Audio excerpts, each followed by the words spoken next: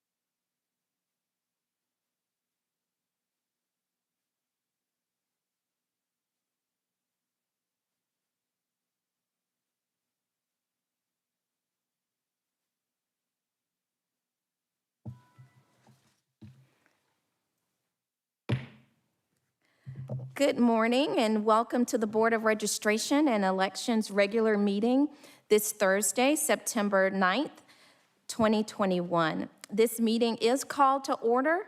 Please take a moment to silence all cell phones. I am Kathleen Ruth, Vice Chair. Our chair position is vacant as Alex Wan resigned to run for City Council, and I think we can give this sentiment from all of us that we wish him well in this endeavor. I'm joined today by colleagues Terry Crawford to my left, and to my right, Mr. Mark Wingate. With that, we constitute a quorum, and this meeting is officially called to order. Our first item of business is approval of today's agenda.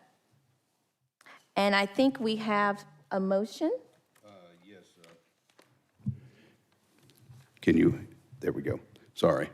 Yes, Madam Vice Chair, I propose to add under old business, which would become number 5, a business review, or excuse me, business process review, which I propose that we, at the current time, table that discussion and consideration until such time that we see where the state is going to go with investigation and considerations for how we may want to look at what then is the particular aspect of that after that investigation go forward from there. So I make that motion that we, very simply, that for right now we just table the business process review. Do we have, can I get a second for that? Can we have some discussion first? Discussion. Yes. Okay, so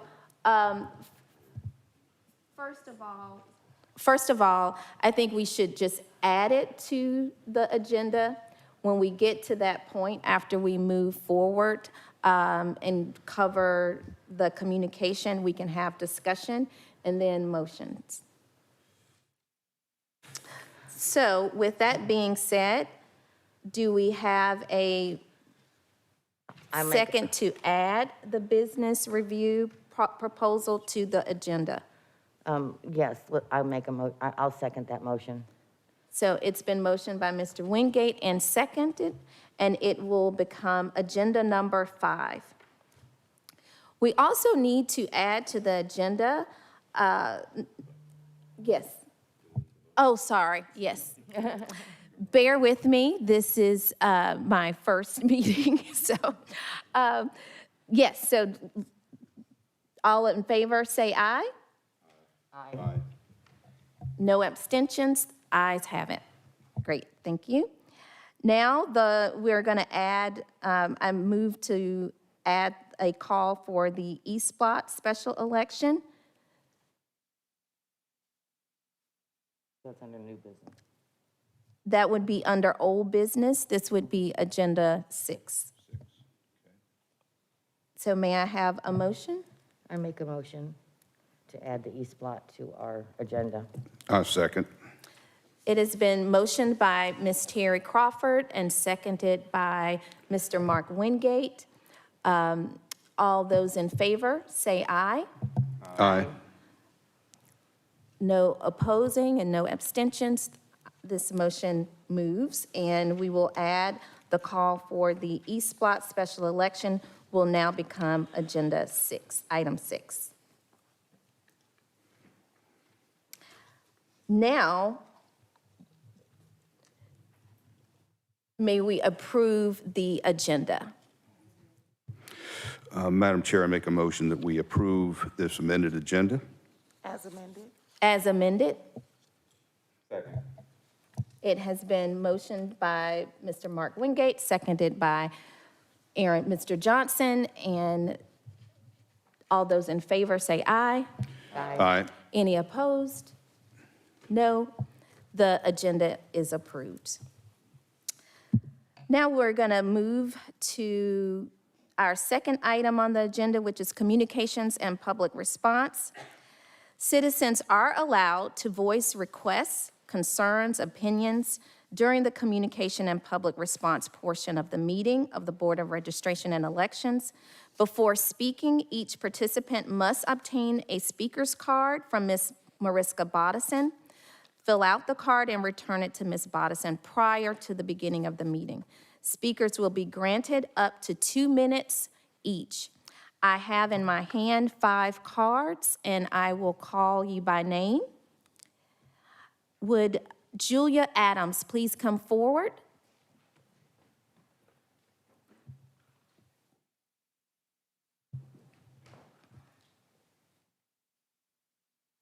Thank you. On June 17th, at the Fulton Election Board meeting, the chair asked Mr. Barron about the possible English Street election warehouse break-in. Ballots are being held in that warehouse that are part of a ballot inspection lawsuit regarding allegations of possible election fraud. These ballots have been under a judge's order of protection since the beginning of the year. Mr. Barron replied, "The sheriff is about to release the video." He said that Nadine and her team were working on it. Well, we are still waiting on that video and the report. As Chairman Wan said to Mr. Barron, deadlines need to be met and questions need to be answered. The residents of Fulton County need transparency, accountability, and confidence in our election process. Mr. Barron is providing none of these. So my question is, where is the video, and were the ballots safe then, and are they safe now? Thank you so much.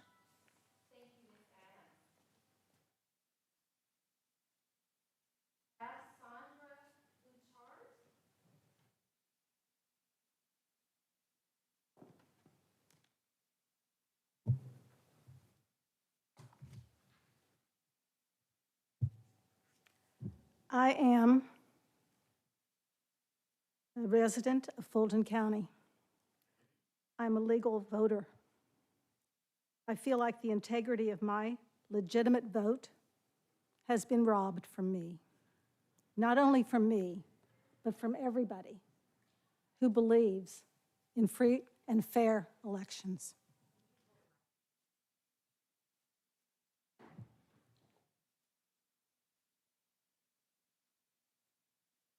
I believe that we paid Carter Jones to give us a report. The report was scathing. Did anybody read it? Does anybody care? Does it matter? I hope so. In part of the report, it said there's no chain of custody forms for ballots being moved. So what? It's important to me. Truth is important to me. Facts are important to me. Courage matters. I'm very disappointed, and I'm ashamed of the way that fraud has been part of this election. And I do hope that people involved will have the courage and find out why we are paying people to do a job that they can't or don't know how to perform, even if they've been in a position like Mr. Barron from 2013. Thank you. Thank you, Ms. Bouchard. Next, we'll hear from Dr. Janice Johnston.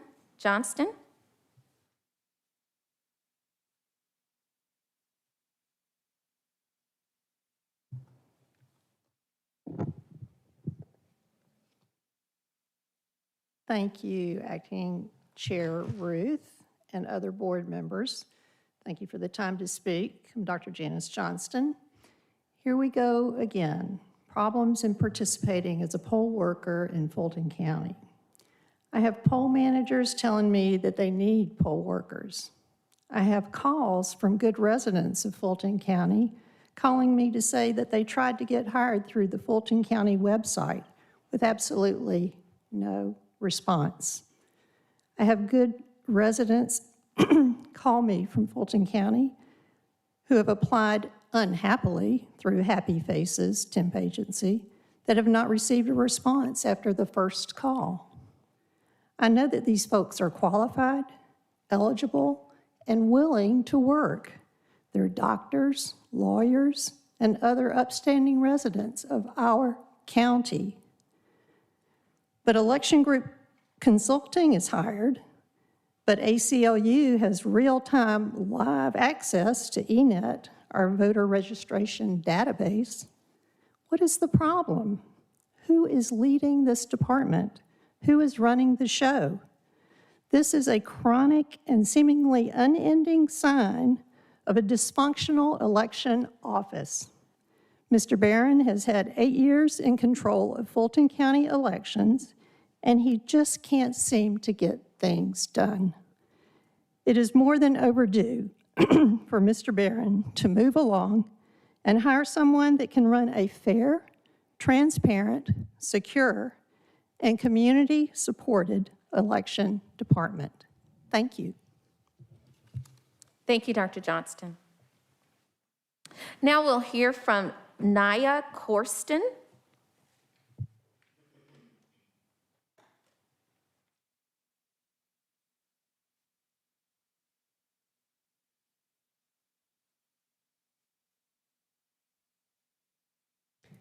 Good morning, and thank you for the opportunity to be here today.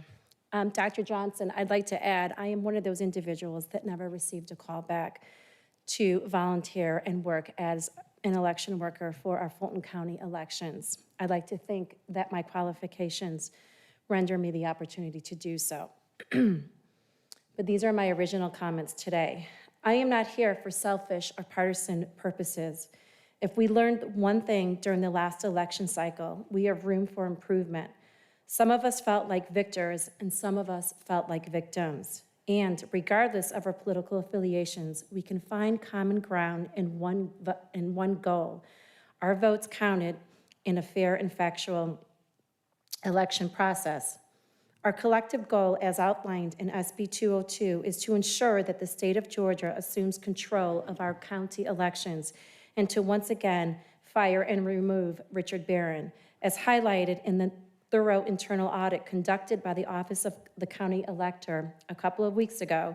The arguments in favor of SB 202 and the removal of Richard Barron are as follows. Number one, lack of department standard operating procedures, leading to uncertainty and doubt about the outcome.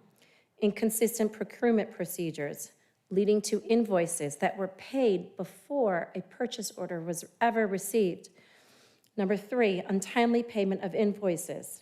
Number four, lack of supporting documentation, which led to an almost $2 million price tag against the allocated budget of $450,000. This represents an over 200% expenditure. Number five, improper payment of services. Number six, inadequate safeguard of assets. Number seven, failure to comply with grant requirements in both the return of unused funds and obligations not satisfied. Lastly, inadequate departmental accountability and oversight of Ms. financial Corsten, transaction. thank you so much. Your time Okay. is up. We appreciate you. Next, we will hear from Ms. Bridget Thorne.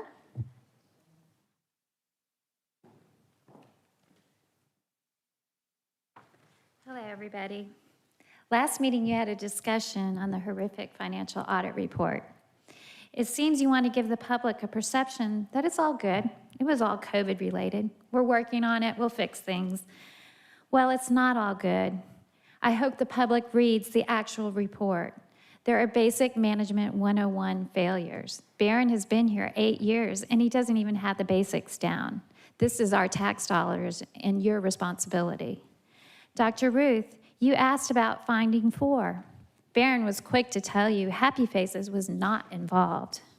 Well, I was one of the Happy Faces subcontractors that was involved in finding 4. I was there. Happy Faces sign-in sheets were by far the longest, and everyone in the warehouse seemed to know that Happy Faces paid more than corporate temps or the other temp agencies. Many people signed in and didn't show up. That was a big complaint I've had. Many who showed up didn't work. They were out in the loading dock smoking cigarettes. But it's okay. Barron was left Dominion fully in charge. Is that okay? He doesn't know who they hired or when they worked. He gave Dominion keys to both warehouses where there were absentee ballots, early voting ballots, and blank ballots. You could also print ballots. Not to mention that, I caught people printing ballots. So now Barron wants to hire the elections group to fix this mess. I noticed how vague he was with all of you in the last meeting. Did you notice how he said the consultant would be working with Eskridge? Eskridge only does absentee ballots. Ralph Jones, old department. The election groups has been helping at least since August. What have they done? Why were they in the warehouse when they're working voter registration? Who paid for them? How is the elections group going to fix financial mismanagement disasters? They can't.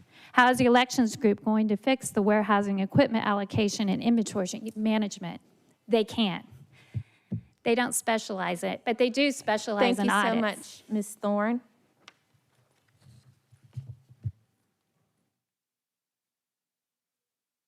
This concludes our communications and public response.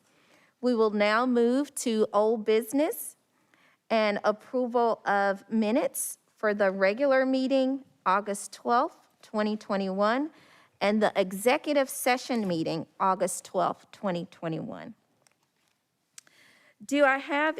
Are there any corrections, edits? I know that this was included in the packet that we received yesterday, and we have some very judicious minute readers. So please let me know if you have any corrections or edits.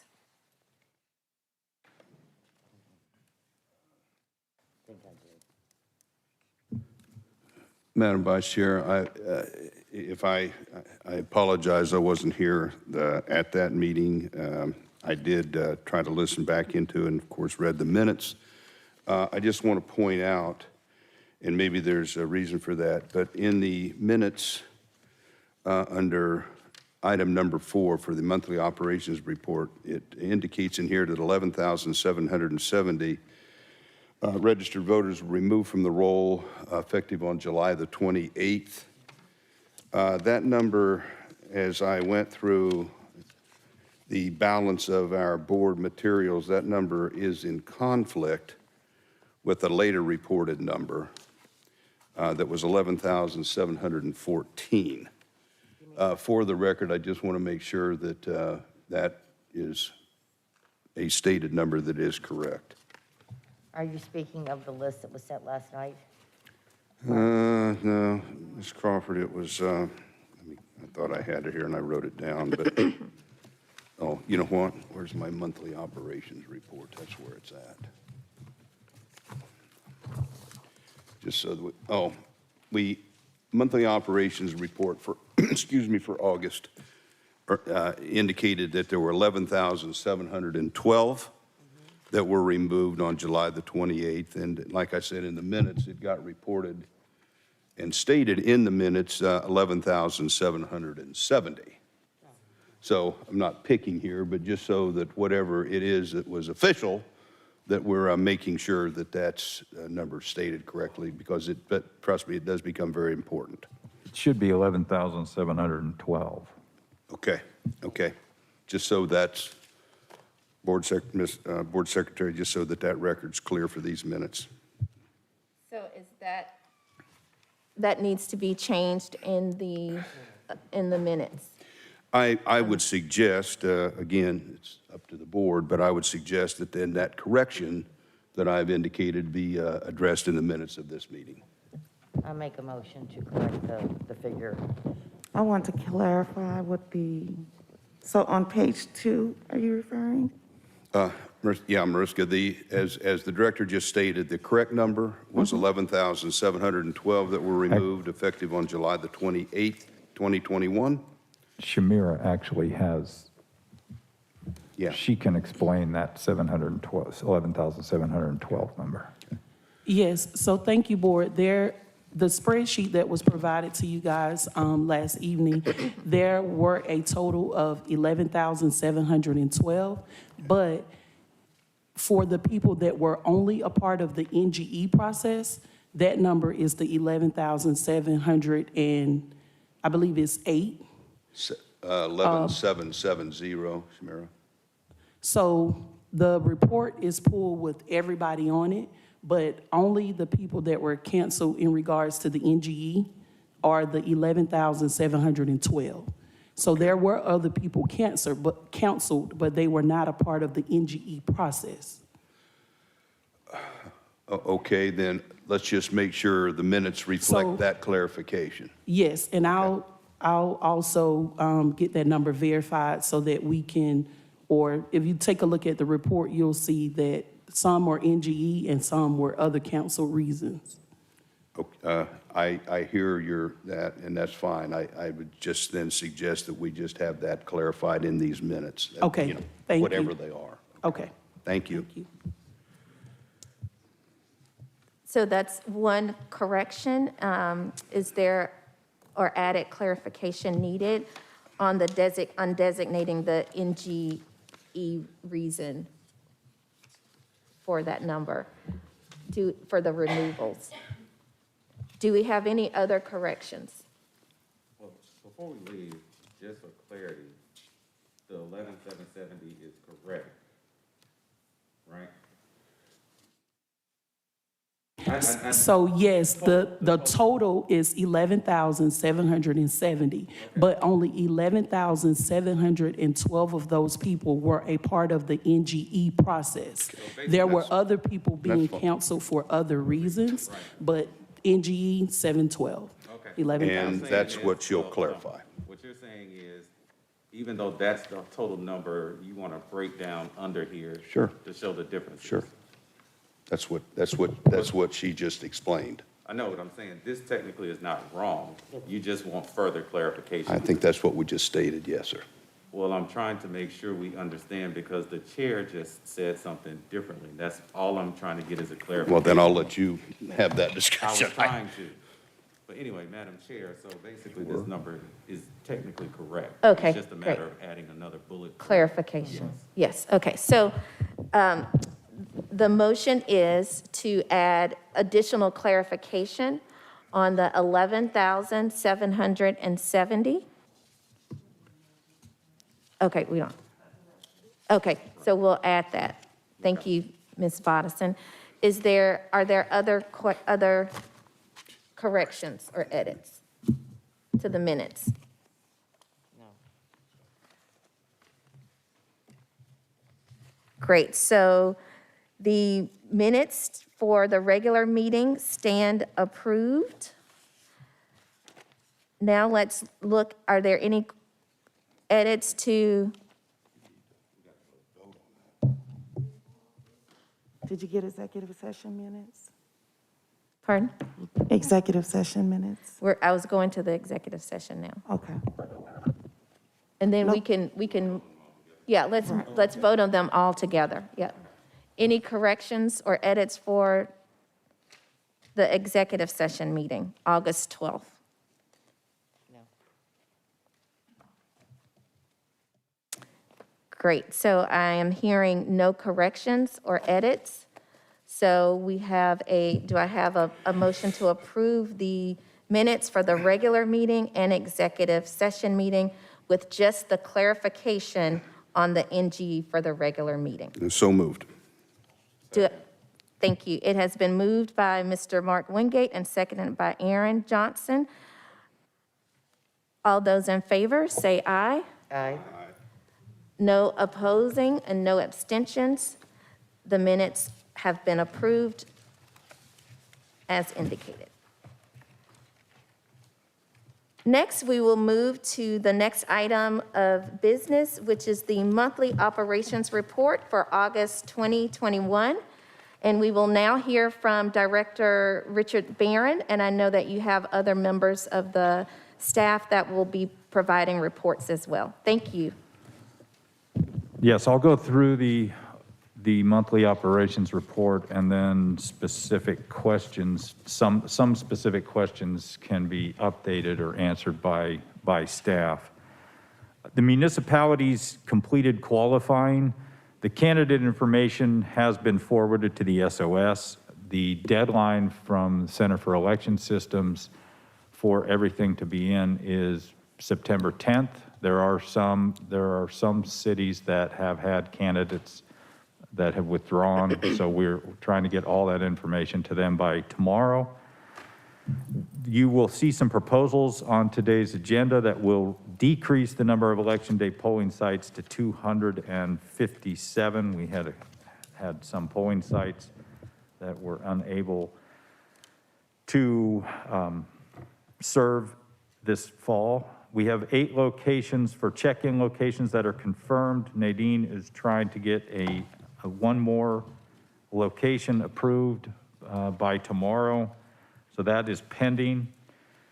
All of the municipalities have been advised of the approved advanced voting locations for the November 2nd election. The election flyer, the final version was produced by External Affairs for the mailer to go out, and we received that this morning, so the final proofing is going to be today so that we can get that into the mail. All of the advanced voting locations have been forwarded to the Secretary of State and the Board of Commissioners, and they will be posted on the county website per SB 202 guidelines.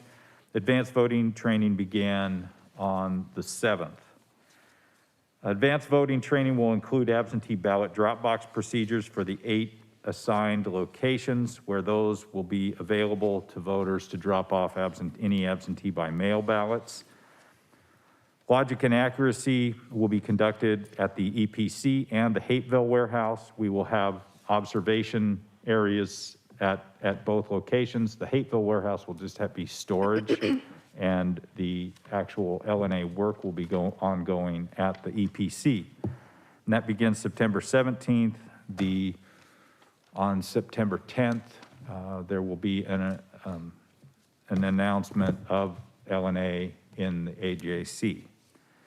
Staff is currently drafting procedures regarding chain of custody for all equipment and documents and are drafting COVID-19 protection guidelines. They are currently working on implementing modules in the WDS inventory system to be utilized for the check-in at the check-in locations for November 2nd. And Nadine and her team are also working with WDS on conducting a mock election ahead of that. And then that date is yet to be determined. Now, you'll see in the operations report, there are poll worker recruitment numbers. Johnny and Xavier and Sharon can give up-to-date numbers. What you see in here, which when this report was prepared, you can see, for example, within the city of Atlanta, 39 of 40 dual manager positions were filled. All 82 chief manager positions were filled. 204 of the 244 assistant manager positions were filled. The clerk positions were all filled. We have not begun to recruit for the provisional technicians yet. And then we are recruiting the managers for election night workers, and the county is going to also provide workers at the check-in locations. The same numbers are available for all the cities outside the city of Atlanta, from Alpharetta through Union City. And just as a brief mention, I think the Union City is canceling their election. They don't have any contested candidates, so they aren't gonna have to hold an election in the fall. You can see 33 of 45 dual manager positions have been filled already, 69 of 90 chief manager positions. The assistant managers, 178 of 270 are filled, and the clerk positions, 521 of 540. And we also are doing the same thing for the check-in locations that are outside the city. With regard to advanced voting, Sharon has updated numbers, but as you can see here, the advanced voting poll managers, 16 of the 24 were assigned, and for the assistant managers, 23 of 48. The advanced voting line monitors, all 24 have been recruited. The technicians, all 24 have been assigned and recruited. Compliance officers, 15 of 24.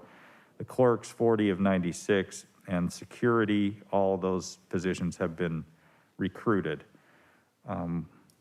When it comes to Happy Faces recruiting Election Day security, 160 of 257 of those have been filled. They will begin shortly to recruit Election Day technicians and line monitors. The check-in security, 55 of those 72 positions have also been filled. Moving on to the registration division report.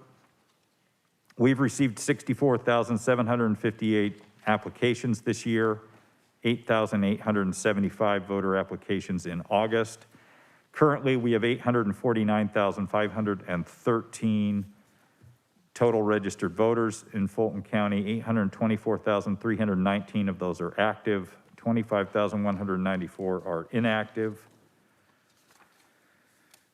We mailed 189 letters to voters who are suspected felons for this month, and we issued 106 voter IDs. The voter registration division has currently 15 permanent employees and one manager currently. The new registration chief, Holly Smith, will begin next week on the 15th. She comes to us from the Georgia Transparency and Campaign Finance Commission. We have 2 registration officer positions vacant, but those interviews were conducted yesterday, and the registration supervisor position is vacant, and we need to get that one posted. The NGE process from SOS, as was mentioned earlier, 11,712 voters were removed from the rolls on July 28th as part of this process. We also, for no contact confirmation cards, there were 32,460 voters on that list and the 30-day clock expired on that. We do have 10 days of processing time, so the voters that are active have not been moved over to inactive yet. However, we've had 6,377 returned mail to date. Those will move from active to inactive. 282 of those have made contact so far, so there are 25,801 outstanding. And since we do not receive those, then those will all go to, essentially out of the 32,460, as it stands right now, unless we get some more in that people that make contact,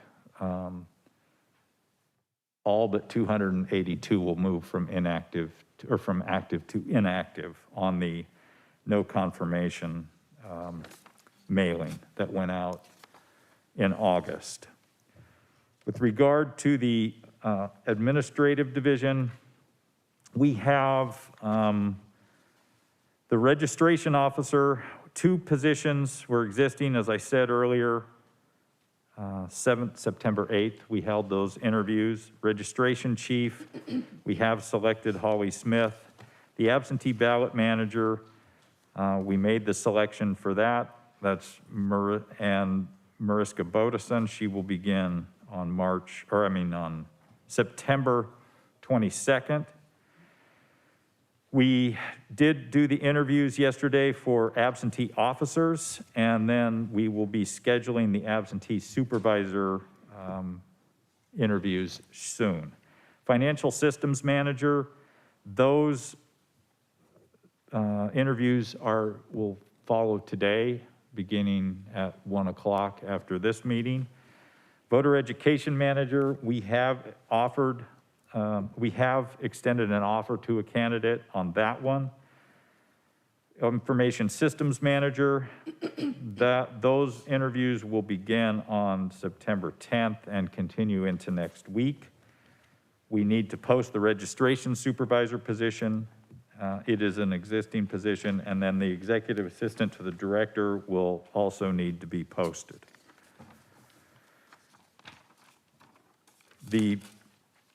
The Board of Commissioners approved the 13 municipal contracts that were submitted on the September 1st meeting. And as I said earlier, Union City has canceled its election for November. We did submit our budget for 2022 on Friday. That will be under review. And Brenda was going to check on the timeline, and we haven't been notified yet of our budget hearing date, but that should be in mid-October.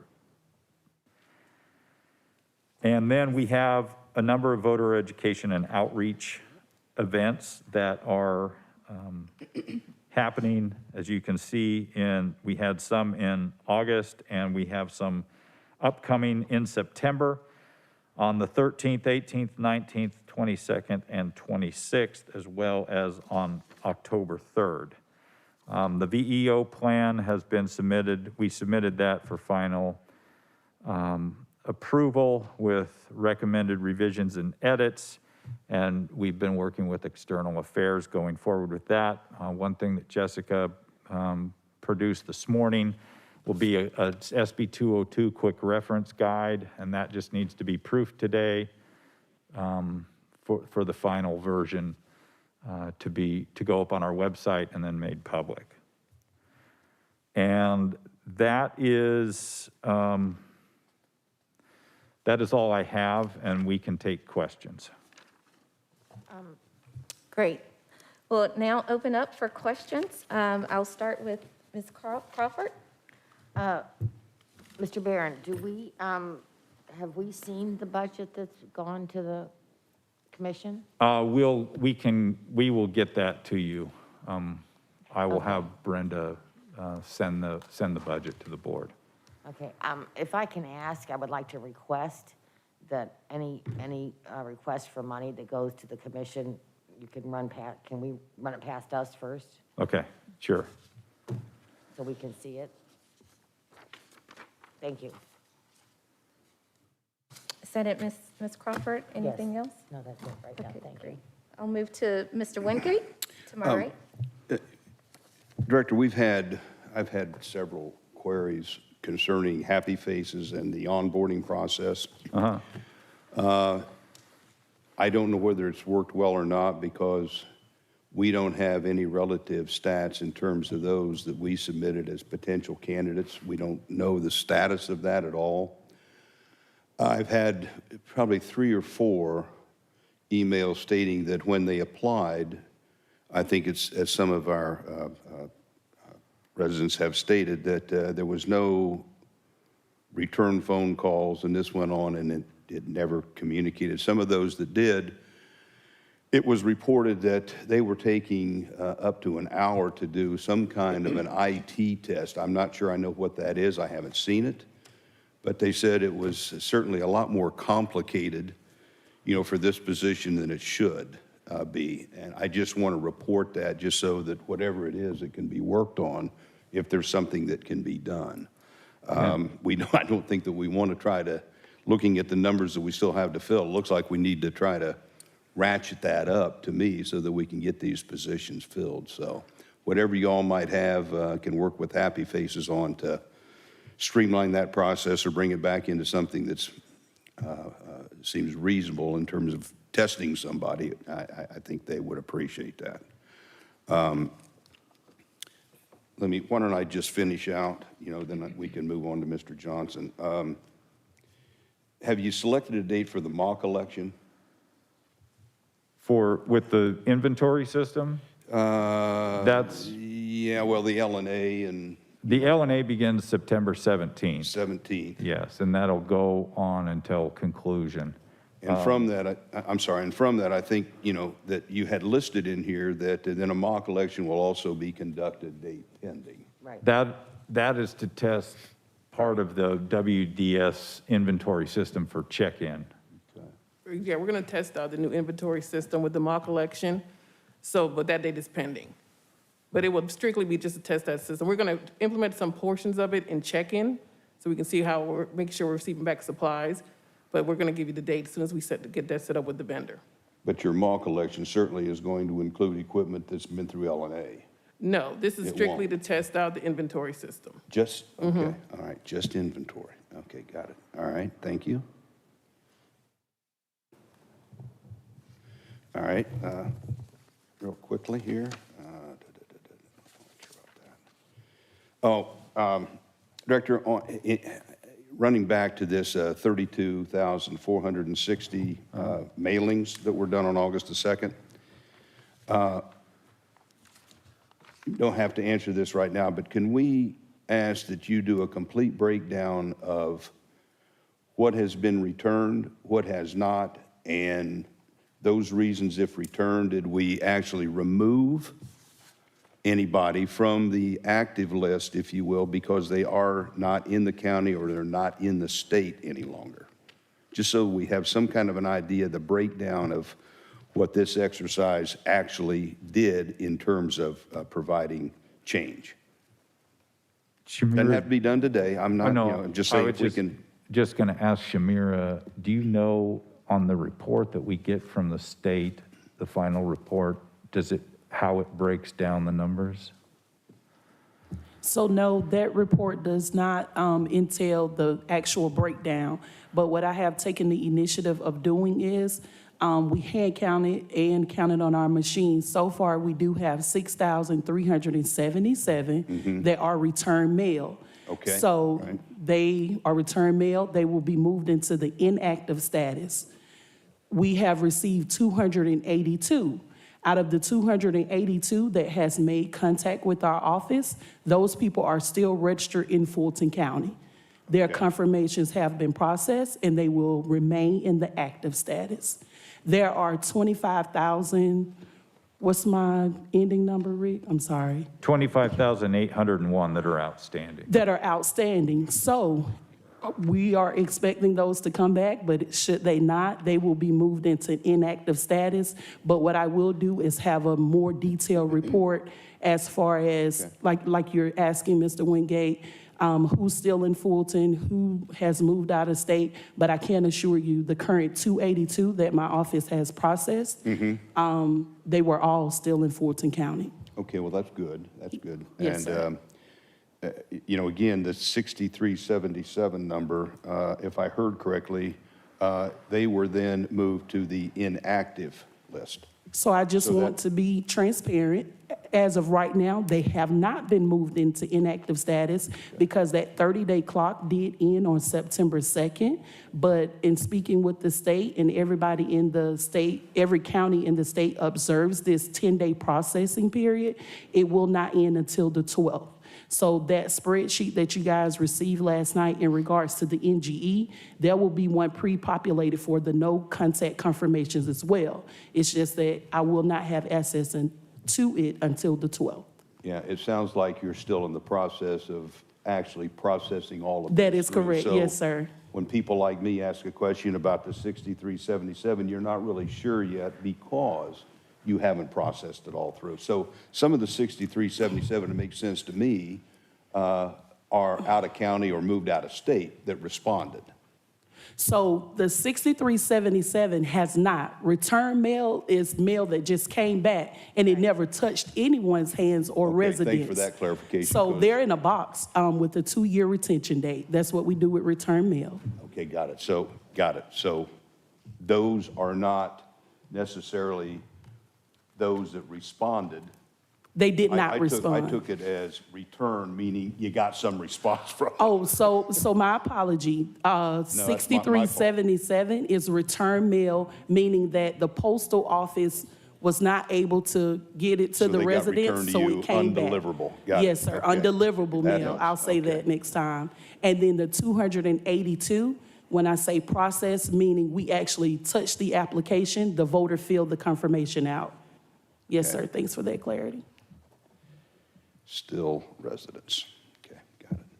Thank you for that. Sorry for my, You're very welcome, no worries. all right, 2 more pages.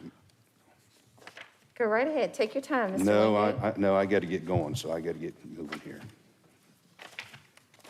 Okay, thank you, Madam. Do you want a brief update from Sharon on the early voting numbers and that process through Happy Faces? Yes, that would be helpful, but can we hear from Mr. Johnson Sure. first and then? Yeah, yes. A couple questions to follow up on what Mr. Wingate was asking. So that 282 Are there any specific reasons why they were on the list, but then you sent them a letter and then they let you know that they were fine? So yes, sir, Mr. Johnson. So the people, well, the voters who were actually on the list to be moved into inactive status is because they have not made any contact with our office within the last 2.5 years.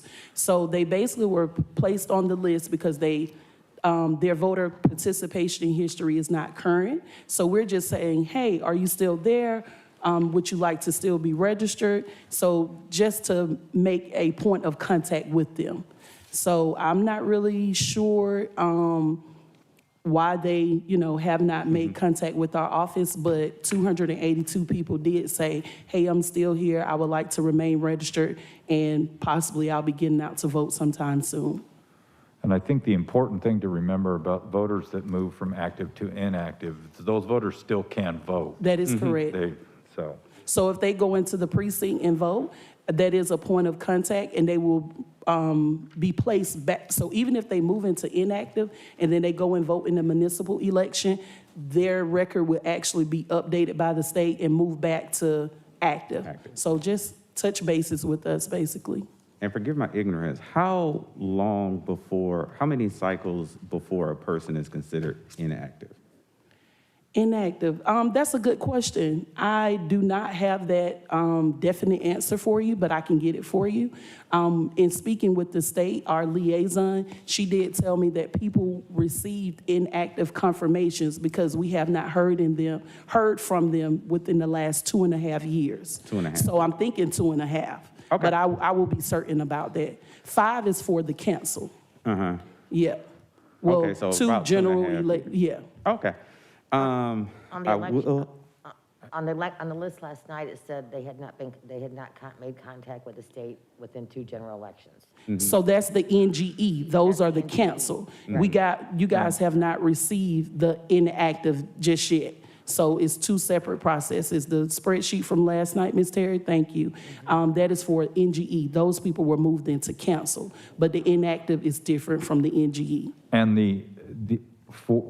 to answer your question, it's 5 calendar years for the no contact. Yeah. Okay. But I'll get that answer for you. All right, thank you. You're very welcome. I will have some questions about these polling location changes, but I'll save that for that time. Is there any particular reason why we are replacing for check-in locations the South Annex and the North Annex? It's just a general random question. Right, the reason for that is that we needed more space. We're trying to make sure that when the poll managers come in, they actually go to a table, bring all their items, check all their documentation. So to social distance and to have space to have tables for them to sit and check their items in, we needed more space. And that's why we relocated one from the South Annex, North Annex, and Roswell City Hall. Okay, thank you. And do you have a deadline for having these employees for advanced voting? Obviously, election day, when it starts October 12th, but what's your... Right. Advanced voting actually has been completely recruited. Sharon can give more information upon that. Happy Faces was focused on that first, of course, because advanced voting takes place first, but she can give more information. The day of that report that I sent, it's been completely filled since then. Oh, so this is complete? Yes, everything for advanced voting has been fully recruited. Right now, they're recruiting reserves, I believe, but Sharon can give more details in regards to that.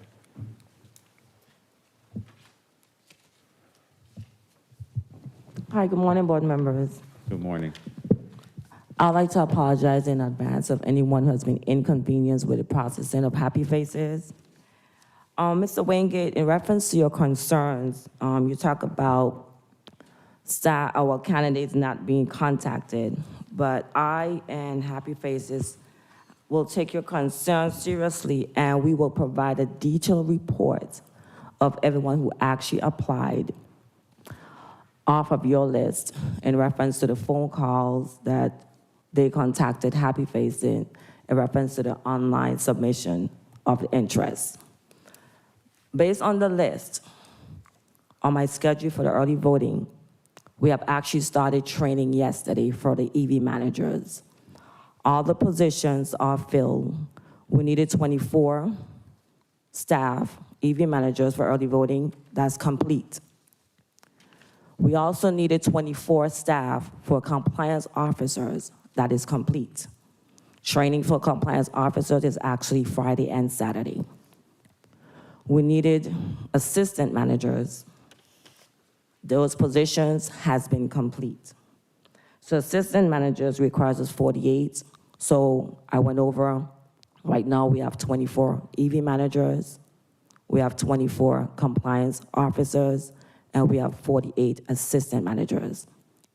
We also needed 96 assistant clerks. Those positions has been completed. Their training starts September 22nd. We also needed 24 tech support technicians for support of early voting. 24 of them has been complete. Their training will start October 1st. So everything that we required of Happy Faces as it relates to staffing, all positions has been filled. All right, thank you. You're welcome. Two more quick things, Madam Chair. As soon as we get that flyer, one-pager, can you also send that to us? So, because Yes. people are asking about it and they're wanting to use it. I'm directing, just FYI, direct people to voter education. And I figure they'll get most of their information from there, but they're just asking, can we shoot them something? So if the board had something that we could just send out to the general public, then that would be great. Thank you. And lastly, I think a congratulations in order, because I actually missed this one little thing. So does this mean Mariska's not going to be with us next month? I saw that. I know you tried to slip that in, but I will say congratulations. Thank you. I will be with you all next month. Okay, all But right. that We get may be one it. more month to wean us off. Thank you. Great. That's it, Madam Chair. Thank you very much. Sharon, thank you so much for the update on early voting and what you've been doing, working very closely with Mr. Harrison at Happy Faces. We talked some time ago, maybe last week, about developing a list that details the expectations Yes. around the assessments that people will have to take to become a poll worker. I know that we have completed recruitment for early voting, but that may be something that I would think we should develop for Election Day. Okay. That will help people to know what the timing expectations are as far as the onboarding process and the purpose of those assessment tools. And I know that you will work to try to streamline that process in the I future. will. Thank you so Okay, much. you're welcome. Sharon, when can you produce that report that you stated in terms of those that we submitted for positions that have either been boarded or not? Okay, I can confer with Happy Faces. I will say give us on Monday, Well, okay. Okay. Is that enough? but I'll make sure that your list is updated and And at give you that all the point in time, information. can then you also, at that point, can you also then give us your latest update? Yes. On all of your positions that are filled or still to be filled? All of them are It's getting filled. close. All of them are filled, Everything. everything. So everything we're seeing here, that's, Everything. Training already started for the EV managers. That's filled. wow, All my positions are filled. okay. Okay, good. You're Thank welcome. you. And their reserves, Yes. right? Okay. Yes. And how many again are the reserves? Right now, we have 26 reserves. 26 reserves. Okay, thank you very much. You're welcome. Going back to the operations report, Director Barron, and I think this might be a follow-up to Shamir and Ms. Marshall. Thank you for your update around the NGE process.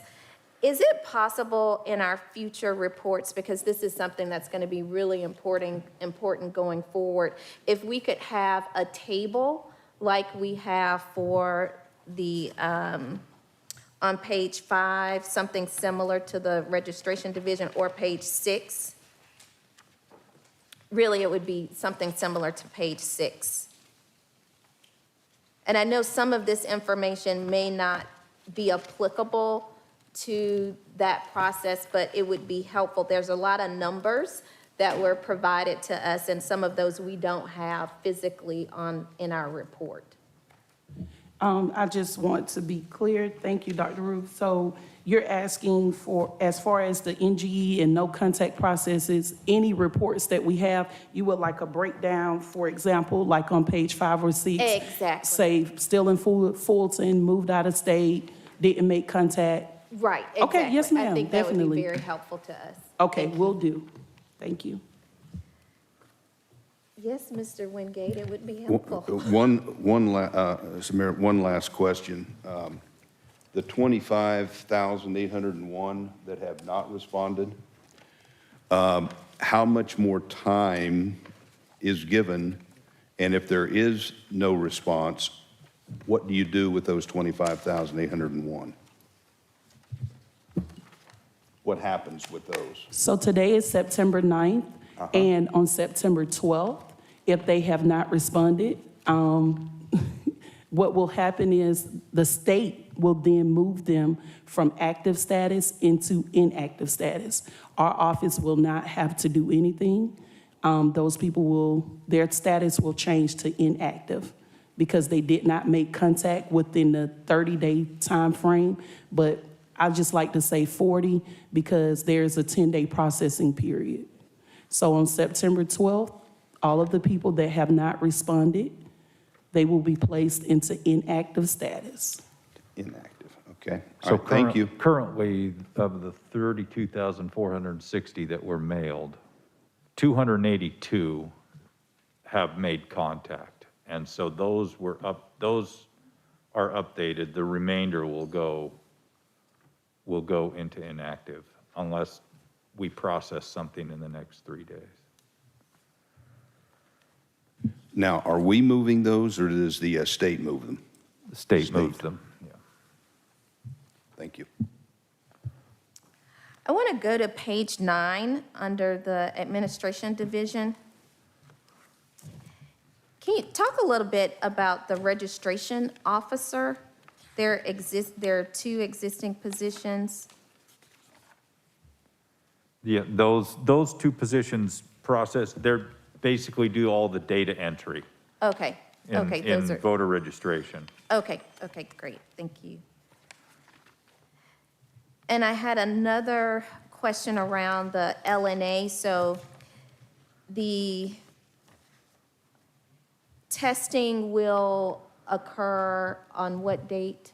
It begins September 17th. September 17th, okay. And then will there be, that information will be on the website, will be posted, Yes. correct? Yes. And it's September, so that's next week. And it's also, yeah, and we also put that on September 10th, that will be in the AJC as well. Okay, wonderful, thank you for that. And the information is already on the website. Just a question, how are you going to keep the observers? Are we going to have a stanchioned off area for the observers, or?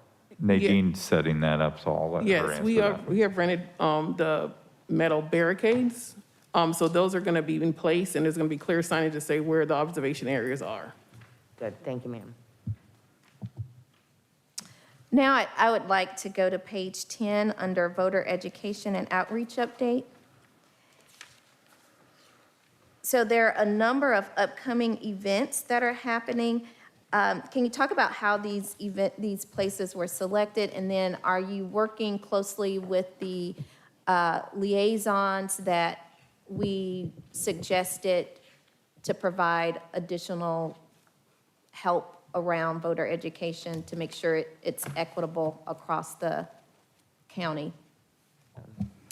Yes, ma'am. So the ones that we have listed so far have been a combination of either requests from the community, but also reaching out from our staff that we've just brought on board. I'm sorry, what was the second half of your question? Just working with the liaisons that some of us provided to help with this process. How has that been going? We have been in contact initially just to do an introduction. We recently just filled out the team, so we actually brought on full staff on like 2 weeks ago, I'm sorry. So we have not, the next step is to meet with that group and see what kind of opportunities or what kind of collaboration can happen from that point. Okay, thank you. Ms. Crawford. Speaking of the liaison, that's an action item, and I don't believe we ever took a vote on it. So before we add liaisons, I mean, I think that's that's something we need to vote on as a board, because it is an action item. At the last meeting, you discussed that you didn't need liaisons. So. I'm sorry? At the last meeting, you all discussed not needing liaisons? Yeah. So, because I believe that is our responsibility to do that, instead of adding another person into the mix. I mean, Patrick has a number that anyone can call to request voter education. So I don't know if we necessarily need a representative from the Democratic Party or the Republican Party to work with Patrick. So I don't think this person was working with Patrick, just wanted to make sure that that person had information to ensure that we were reaching people in the community in North Fulton and in that area. So it wasn't a formalized relationship of any sort. That's not how my understanding. Yes, Mr. Johnson. So basically, if we have anyone that wants to get information out, we direct them to the voter education team. Yes. Which is essentially what I was saying earlier. Right. About what I did. Mm-hmm. Somebody called me and said, hey, we want to learn more about SB 202. We want to learn about all the changes. I said, hey, now I sent them to Kevin at the time, so let me know if that's wrong, but that's who I sent them to. But, send them over so they can get the information. But then it also reminded me about the flyer to make sure we had something so that if somebody asked us, we could have something that we could just quickly send out. Mm-hmm. Right. Yep. Okay, so this is not a formal. No, this is not a formal. I was saying yes, but no. Okay. Yeah, let me, the issue here to me has been for quite some time that our voter education and outreach program is certainly extremely important. Mm-hmm. I will say that we don't have many more left in this county that to register to vote as one big item. Mm-hmm. The other thing too is that it has always been in my mind that the things that we are doing that is more educationally oriented and getting into the communities is having that information published on the Fulton website or having a flyer. How do you get it out to the folks? So part of what we were trying to do and plan to do on the Republican Party side is to use a person that has the time, has volunteered to do this, to get that information out, because people just don't know. And the things that are going on, I can assure you, we don't have many people going onto that website to find that out. You don't even know it exists. So part of it is educating and delivering information so that voters can make decisions, particularly when things are occurring in their area. Well, We're not trying to manage it. I don't think, that's what Mr. Eskery's job is, as it stands. But that was the purpose of it. Well, I don't believe that I was questioning the purpose of it. It was just, I guess I was. I was questioning why we had to have someone else, because that information is on the website.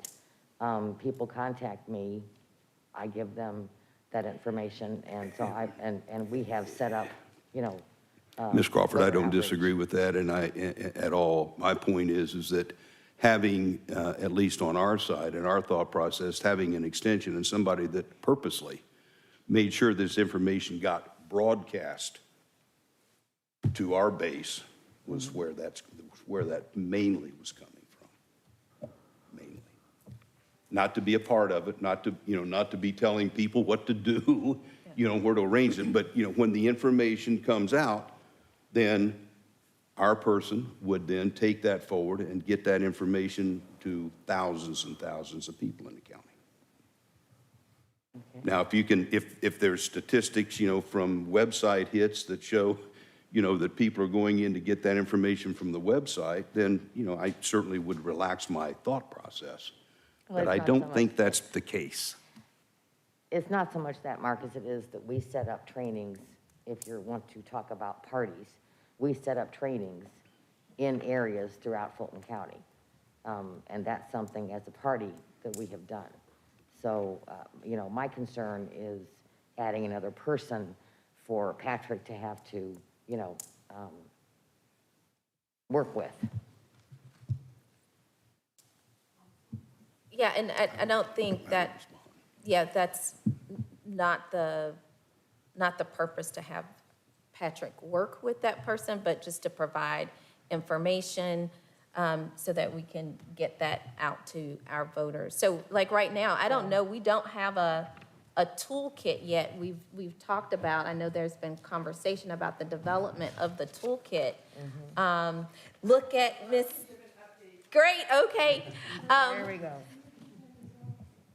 If you could just give me 1 second, Ms. Corbett. Okay, thank you so much for that, because we're really excited. This is great information, and we want to make sure that all of the voters of Fulton have the same information and can make decisions about their voting practices. Let's see here.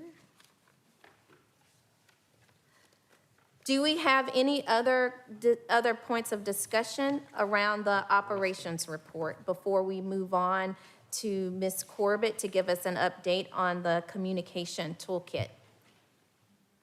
As far as the liaison goes, if you need a person to reach out and get information from Patrick, unless anyone else has any objections, I mean, if you feel you need that, that's.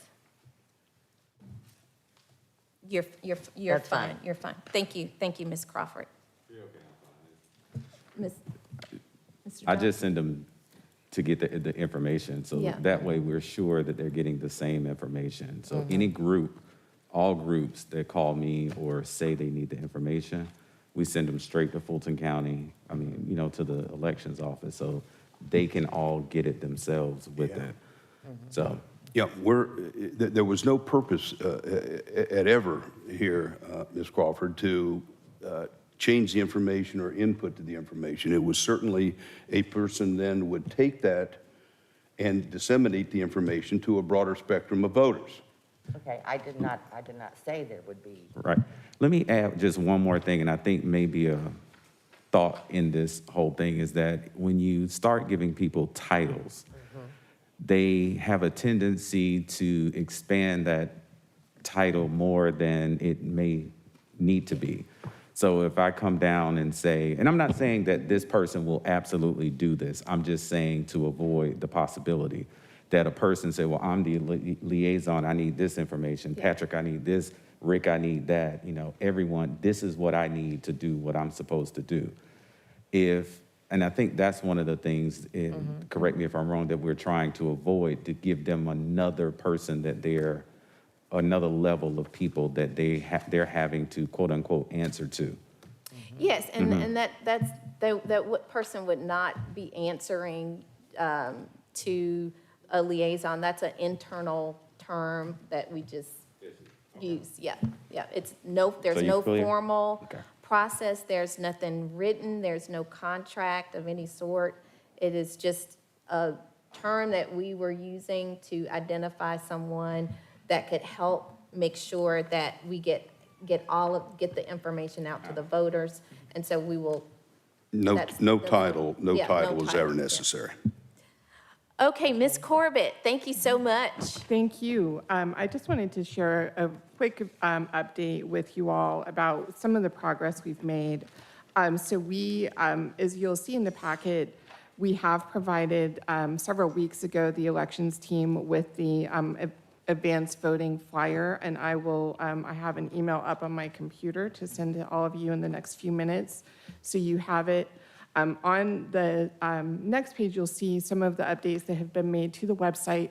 The Fulton County website last year received 2.5 million visits, but I will, in future updates to this board, provide you with the web hits for your page. And I can't guarantee that all, the hundreds of thousands of voters that we have in Fulton County visit the site, but it is a substantial number, and I'll be glad to provide that data for you.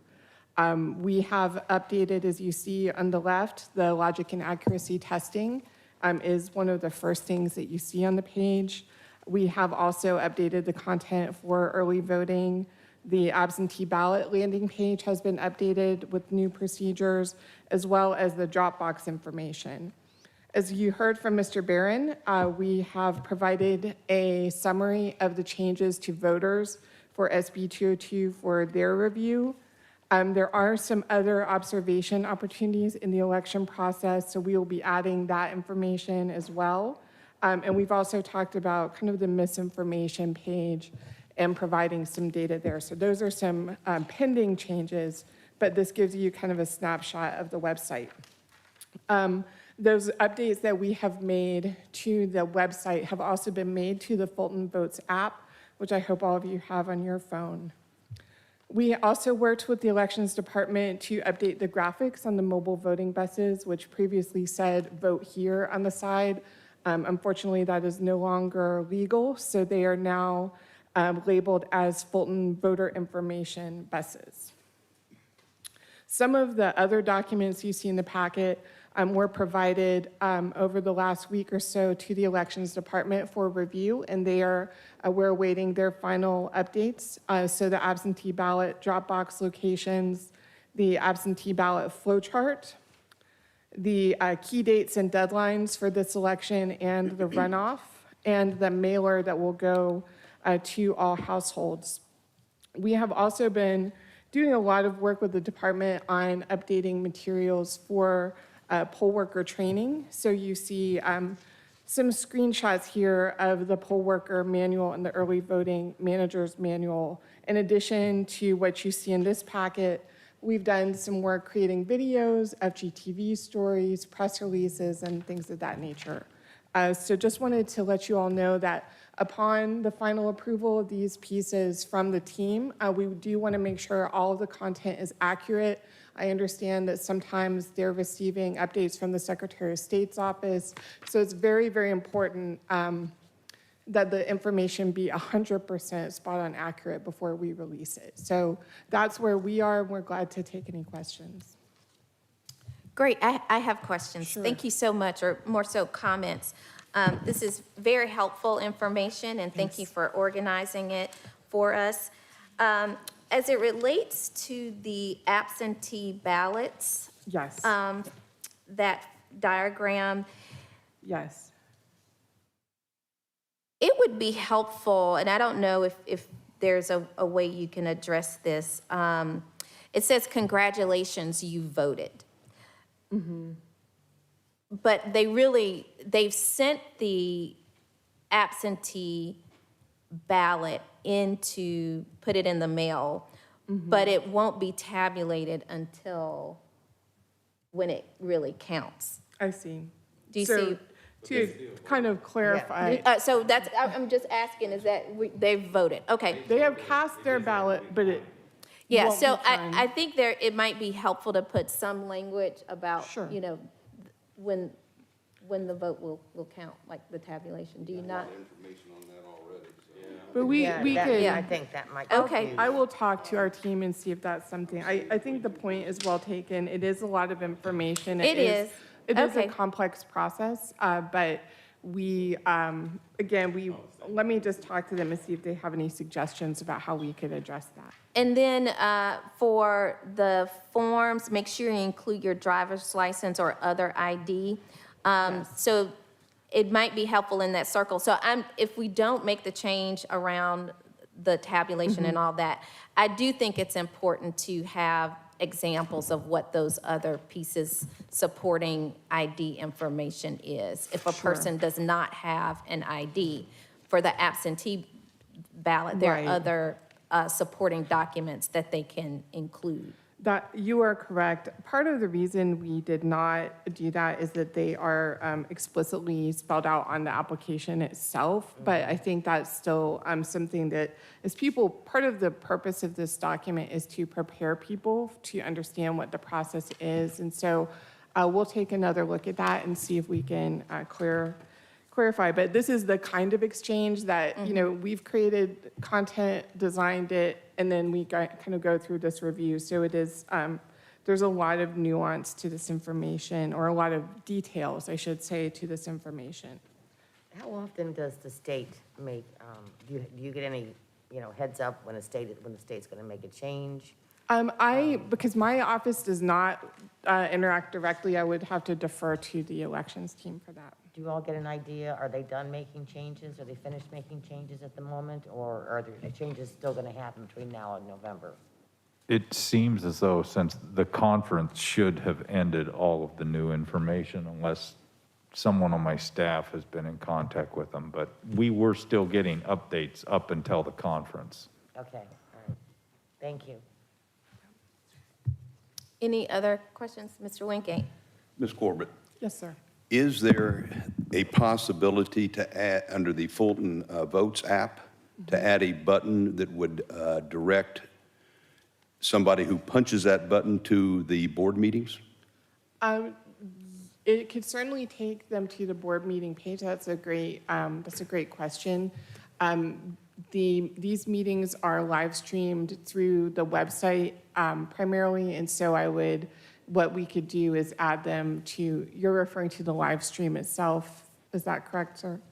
Yeah, it just, Or you know, just in to the looking at it, board. again, it's just a question. Sure, I think we could look Is there a into that. possibility, because a lot of people Yes. don't know, but if you had a button on there that indicated, press this, and it will direct you into our board meetings. Yes, I think And it we would could certainly do be that. dormant, but once a month, but Right. That's a great, if that's it's a good huge, you know, suggestion. it's just something that, you know, crossed my mind. Sure, thank you for that. It would also be nice if the minutes were accessible on the app. If the minutes The were board accessible. minutes, yeah. So what we would probably do is create one of the icons that would say Board of Registration and Elections.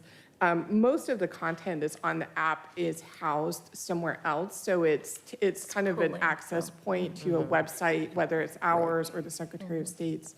There is a section on the Registration Elections website about the Board of Registration Elections, and so likely what we would do is just take that icon and direct them to that page, which would have the minutes, it would have the live streams, et cetera. Okay, thank you, thank you. Great, thank you so much. Thank you Ms. very Corbett. much. So we have concluded the monthly operations report for August 2021. Now we will move into new business. Nope, I'm sorry. We revised the agenda, so now we're going to go to item 5, which is the business review proposal, and I believe Mr. Wingate added this motion to add this to the agenda, so we would like to have discussion at this point. Yeah, I'll just reiterate very briefly for the sake of time. Position is that we table the business process review for now, predicated on the fact that there's still some outstanding issues back, Rick, with you and whomever, to the BOC that has not yet been concluded or perhaps even scheduled, I don't know. The other factor here is that the SEB, as we all know, that the panel made up of 3, they're going to be doing some level of investigation. I chatted with Rick briefly. I haven't seen, I don't know if the board, any other board members have ever seen, I don't know what the exact criteria is for this, but whatever it is, it just makes sense to me before further evaluation of this business process review goes forward, is to table it for now, let these actions take place, see where that ends up, and then come back to this issue and carry it forward, because the scope of it, to me, probably will change somewhat. So just for the board's consideration, it just made sense in my mind, and perhaps only my mind, that we take a pause on this and let these other actions take place. And then once completed, know what the scope could be. I would suggest that you're clearly going to have, perhaps a lesser scope than what you do right now. And in that term, you're still processing and, updating and all of your SOP stuff from everything I think that we've understood. So that's my consideration at this point, not to defeat it, but just to table it until we've had a few of these other actions take place and it forms up whatever comes out of it. Any other discussion on this? Yes, Ms. Crawford. Mr. Wingate, thank you for this, but I disagree with you. If we table this, then we're admitting, in my mind, defeat.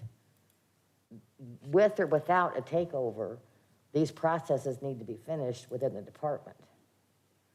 So this is for the department's benefit, for the voters' benefit. It's got nothing to do with what the state investigates. Mr. Johnson, do you have? Well, mine are more questions also, because the first thing I would want to know is the State Elections Board review the exact same thing that the business review is? And to me, they sound different. And additionally, we don't know how long the State Elections Board is going to do their process.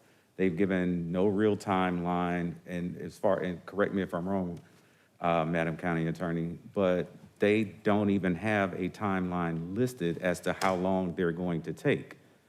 And one of the biggest arguments for the department that the Board of Commissioners had is that the department is not doing anything. That they had the audit, they had the review, they've had all these things, and that the department is not actively doing anything to fix it, which I totally disagree with that.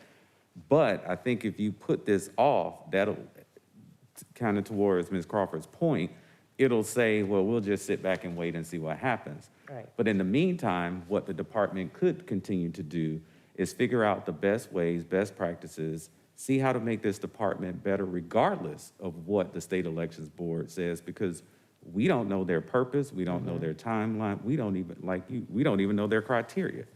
So to me, it would seem that we would still move forward if there were whatever the state decides to do, we can't control that.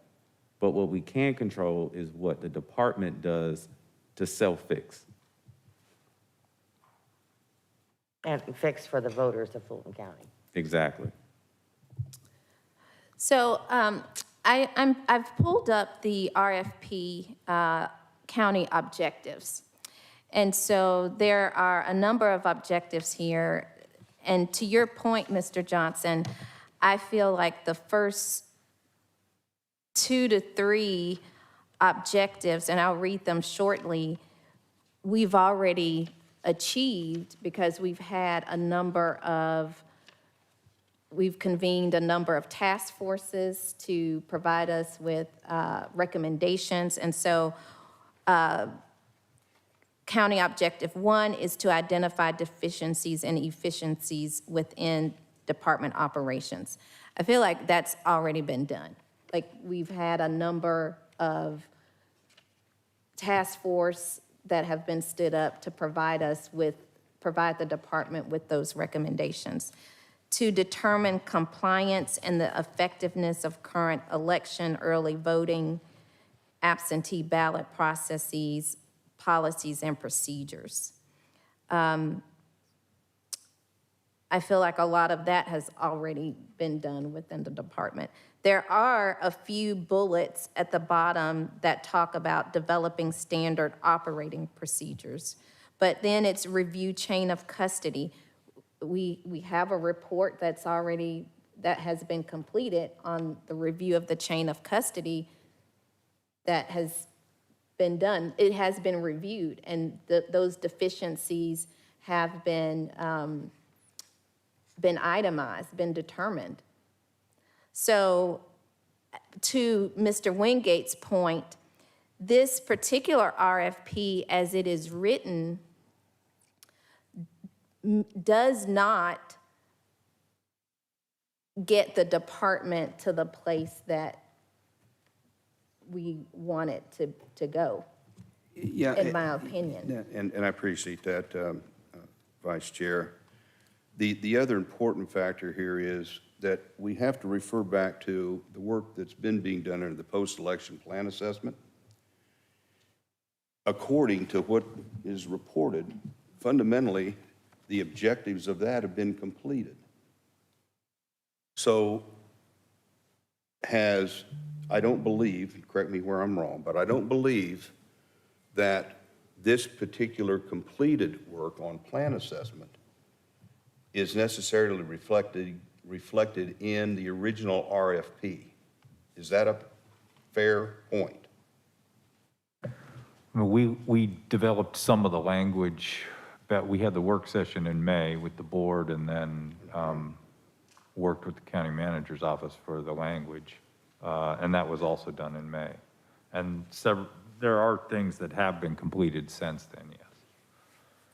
Yeah, and again, I'm only referring to that, Director, that you have reported, and fundamentally, everything is listed as completed. The only one was investigate options for outsourcing poll worker pay, which was indicated to remain in-house. So again, that's one other item where you've made a decision. So there is policy procedure then in place. So I'm not, again, contrary, I'm not trying to thwart anything here. I'm just saying that there's so many things right now that are going on of which we don't know the scope of or understand what they're going to do. I'm just saying for our purposes right now, I don't think we have the information we need. And perhaps, Rick, this whole thing is going to have to go back to where you reevaluate and revamp the RFP itself. This goes out again, I would assume, to a collective bid process. And all I'm saying is for right now, until we have some of that identified and it becomes a known, I don't know whether it's 2 weeks or I don't know, but just table for right now. That was my only purpose, table for right now until we have that information so we can make sound decisions. Because I will disagree with every one of you that says right now we have information that we can make a sound decision on, let alone when we flip it out of here and it gets over here to the BOC. I don't think that you want to have that going on again. At least I would hope to think not. Let's, have this body then perform what it should have in some level of recommendation, whatever that might be. But let this board help to guide that process, hopefully, with our friends at the BOC. Rick, can you make estimate changes to this, or change orders to this without it going back to the BOC? Because I know some of the dates Can we are- rewrite the RFP? Do you have to rewrite the RFP, or can you make change orders? Well, we haven't, the vendor's been selected, but the vote hasn't been taken. So, that's a question for purchasing. I'm not sure what happens if we need to change. I think if we change the RFP scope, You're going to have to look for a new vendor, because that vendor will not, you're not sure if once you change the statement of work. I think we're still in a spot where we can make changes to it. So, Ms. Ringer, please, yes, so thank you. Rick is right in that the Board of Commissioners has not awarded a contract at this point in time. I'm sorry. But additionally, there are provisions where you can amend a contract, but if it is more than 10% of the contract price, that would have to go back before the Board of Commissioners for approval. You can do no changes, basically, but if it's going to More than 10%. effectively amend the cost of a contract more than 10%, it has to go back before the Board of Commissioners. Commissioners. More than 10% or 2%? 10. More than But at this point, the Board of Commissioners has not approved Right. the matter as well. Correct me, though, the BOC has not approved any of this yet. Correct. The purchasing department did put the matter out for competitive bid. They had 3 responses. One of the responders withdrew. The next, second response is what was provided to the Board of Commissioners, and the Board of Commissioners has not approved. Okay. And correct me, but that is where you and I think Alex Wan were requested to come back with further details?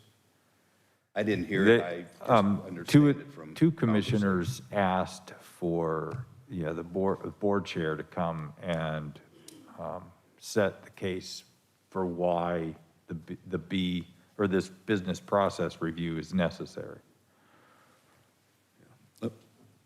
On that, Ms. Ringer, should or does this board have to provide a vote of approval on that particular potential contract to move it forward to the BOC? It gets No. very confusing. No. Who's who here? No, the board is just in flux. I mean, there's a lot going on, but this type of process has been used with other departments when there have been issues or idiosyncrasies, where the purchasing department has been asked by the county manager's office to put forth a RFP for a business process review. We had a similar process move forward in 2017 when we had issues with our tax assessments. Okay. Yeah. Approval of a contract that binds the county is a matter that the Board of Commissioners, is in their authority. And so at this point, the Board of Commissioners has not made a determination if they're going to move forward with a selected vendor. I don't know what kind of direction they would provide to purchasing, if they want them to go back out or if the matter will be tabled, but it is something squarely within the Board of Commissioners' purview. Okay, so this board then is only involved on a informational basis only? Okay. As a matter of policy guidance for the user department and why you may or may not need the contract that is being requested. Okay, thank you. Mr. Johnson? Mr. Johnson, I saw you had a comment. I almost forgot. One of the things that we were just talking about is the points that are already taken care of, which leads me to why then is the Secretary of State's office issuing this review panel for Fulton County Board of Elections Department if we're going through and doing all the things that we're supposed to be doing. So then that tells me that this is more than about us doing what we're supposed to do, which then pushes me back to we need to do, or the department needs to do, whatever it needs to do to stand up on its own, so to speak, as opposed to waiting on the Secretary of State's office. I just don't think that that is a prudent way that we should go. Yeah, I agree. So if there's a motion about this, we can go ahead and vote it up or down and go to the next item, whatever the board decides. Well, it also sounds like from Ms. Ringer, I'm not sure if we have any power to, because it has to go to the BOC. Not express power, but I think, but I think in Mr. Wingate's point, that the Board of Commissioners did ask for a representative, the board chair that we no longer have, or yourself, Ms. Vice Chair, to attend and kind of express why it is necessary. So I think to the extent you want to make a decision whether or not you will provide that information or not provide that information, that may be the best that we can do.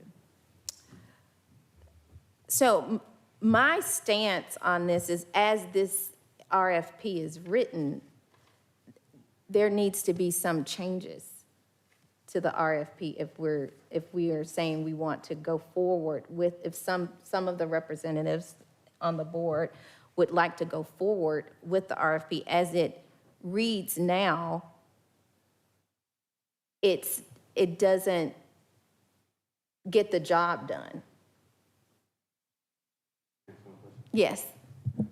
So to the points that the chair made, No, you're the chair now. You got it all. To the points that the chair made as it related to those points, is this and just for clarity, does this business review just simply state, come in and say, here's the chain of custody? Or are they tasked with going, here are the issues with the chain of custody, and these are the best practices to make sure that it's taken care of and never happens again? It's the latter. They would come in, I mean, basically, to make it short, they would come in as an objective reviewer, look at any processes and procedures that we have in place, and then in accordance with Georgia code, make recommendations on best practices that they've seen around the country. Right. So that's my point. The audit, for instance, the audit talked about what they saw. They can come in and say, I don't like this carpet. And that's all he did is say, I don't like this carpet. But then he can come back. What this plan, and from my perspective, is that they'll say, I don't like this carpet, but this is the carpet you should get, and this is why you shouldn't use this carpet. This is the best carpet to use, and then give an outline of what the department can do to fix that deficiency. Not just point the deficiency out, but also come behind them and say, this is how you fix the problem so that it doesn't happen again. And that's why I think we should move forward, because it seems like the thought is all they're doing is pointing out deficiencies, but that's not what they're doing. They're also saying they're giving a plan for the department as well. Ms. Crawford. Thank you, Mr. Johnson. I think if you look under 3.4, number 3, project deliverables, all recommendations should have realistic, time-bound, specific, measurable, and attainable aspects to them. They just moved the words around, but it's smart. It's an acronym. They've just changed the words to not say smart. So this is what my understanding is this is what the department is looking for. I think this is what we're looking for the department.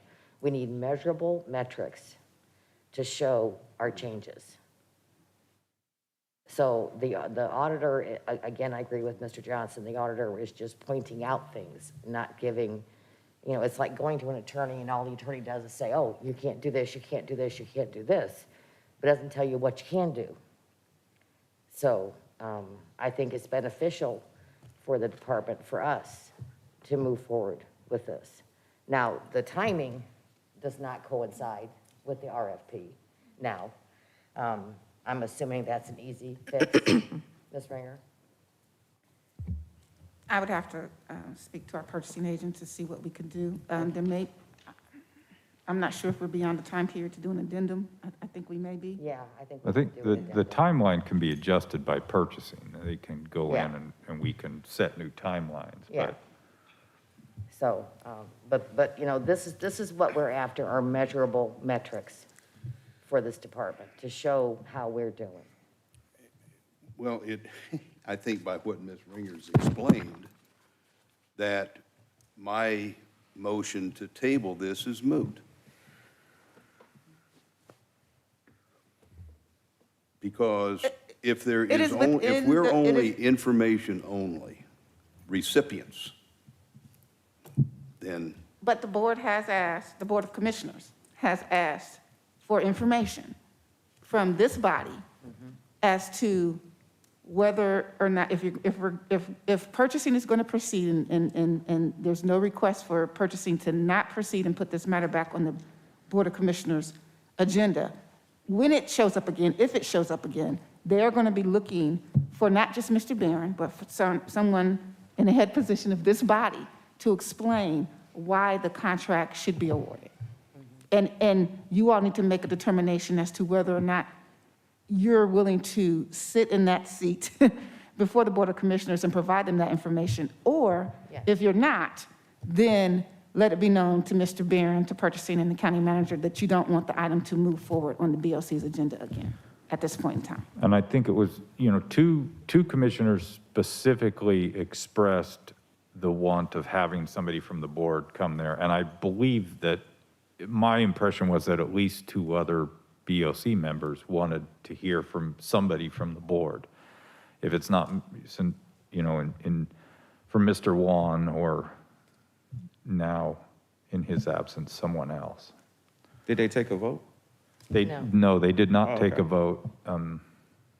So, So do we, and the only, you know, really, if we wanted to go forward as a department, the commissioners want to hear from the BRE. And so, you know, as far as maybe you don't have authority to approve it or decline it, but what you do have is authority to direct me whether to take it forward again to the BRE, or to the BOC. So. But So you I would guess also what need a member or 2 members, and I would suggest 2 members of the body, because they want to hear whether or not this is something they should move forward, approve or not. Correct. Correct. And I think, based on this conversation, there is support for an entity to come in to help with developing processes and procedures.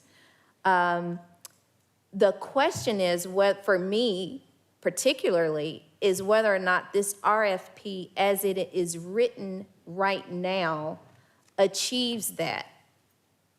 And if I were to go with you, and also Mr. Johnson or Terry can go, Ms. Crawford can go as well, to lay out our differences, I mean, and let the BOC make a determination. I mean, that's. And I guess, you know, the other thing is that with regard to the RFP, I think on May 10th, I submitted it to the BRE for comments and suggestions. So if there would be comments and suggestions to change what needs to be changed. Right, yes. Then those, you guys might need time to So do we make have those. yes, Mr. Johnson? Let me ask you this. Now, I'm in favor of it going forward, because I think that the department, I think that the longer the department holds off on making improvements, then that gives fodder to some people who are saying that the department is not doing anything. So I just want to be clear on that. However, if this were to be held so that the board could add whatever we want to add to it, how will that affect your ability to do what you need to do? We still have to go forward preparing for the November election and administering that. I think what it will do is, you know, we were trying to get a lot of this done ahead of the primary election so that a lot of these things would be in place for that. So the longer it takes, the more difficult it is to compress things into that timeline.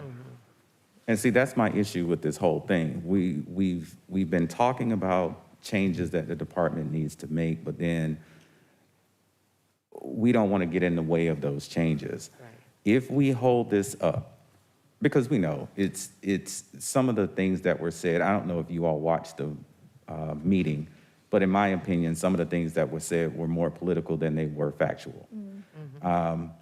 It became a lot about the actual company than it was about the actual process. So to me, this is more about that than it is about what we need to do. Now, if we get in the way of the department trying to do better, or anything that the department does, now the review panel can say, look, they're not doing anything. The 2 commissioners that keep talking about the department and saying, we've been asking you to do something and you're not doing anything. The people that are making noise outside of this building in Fulton County and nationally are going to say that the department is not doing anything. So if we continue to hold up the department making changes, significant changes, and doing it in a way that takes the politics out of it, it just makes it that much more harder for the department to even move forward. We just had people today talk about the process and talk about integrity and talk about transparency and talk about fair elections, et cetera. If we have an outside company that can come in, look at the department, look at what they're doing, and say, these are changes that'll need to be made. These are management changes that need to be made. These are personnel changes. These are procedural changes. These are technical changes. These are IT changes that need to be made. If they can go ahead and get that done, because I'm telling you, next year is going to be way worse than 2020. Because at least in 2020, they didn't start looking at us until Biden got ahead. Now they're looking at us today. So if we can get things done before as early and implement them as soon as possible, that would be helpful for the department. Thank you, Mr. Johnson. Director, as we just discussed, you've certainly done things that have improved process, improved standards, based on the work you've done from the plan assessment work. Is that a fair statement? Yes, we are following, different project plans, and that the assessment is one of them, yes. Okay. From 4 months ago, roughly, when you issued this RFP, has the department made any progress on any of those items that were in that RFP in terms of fixing them, working to fix them? Yes. Has there been, so in that right there would say that from 4 months ago, the scope that's in that document is not necessarily the same. I think there are some things that I think we would probably leave the scope of work the same. There may be some timelines in the RFP that would be shortened, or we might eliminate a few of the things that they would look at in order to save time. Sure. Which then, and that was one thing. I think when we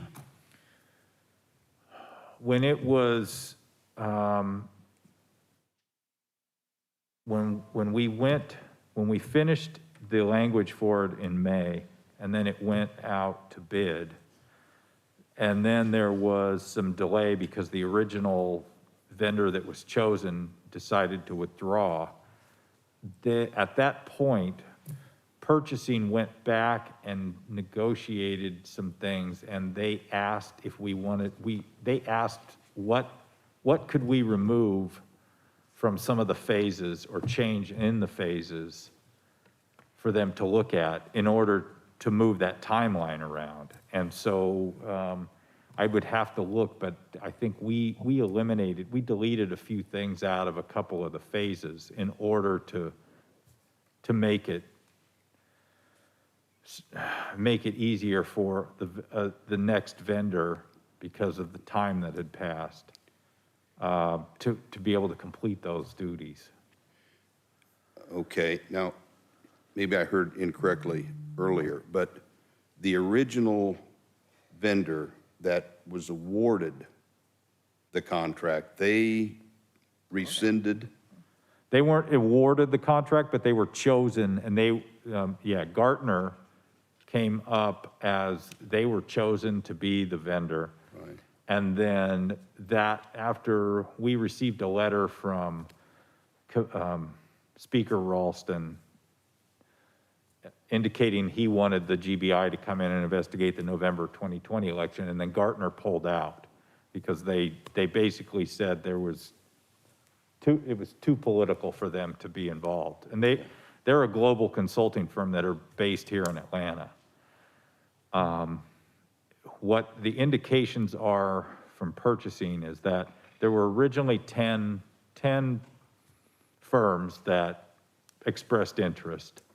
They participated in the pre-bid conference. 3 of those chose to make bids. Gartner was originally chosen, they pulled out. And then we had the other 2 left. One of them, there really wasn't much difference, I believe, in the scoring between the top 2. The local preference gave Gartner an advantage in the scoring.